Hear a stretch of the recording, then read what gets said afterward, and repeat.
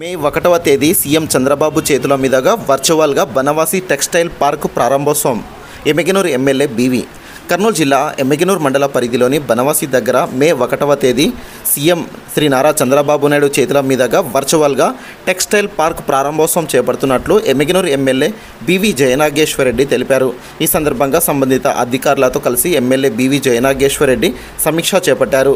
అనంతరం textile park స్థలాన్ని Adoni sub collector Maurya భరద్వాజ్తో కలిసి పర్యటించారు. గత ప్రభుత్వం చేనేతలకు మోసం చేసిందని ఎమ్మెల్యే బీవీ పేర్కొన్నారు. వివిధ శాఖల అధికారులు పాల్గొన్నారు.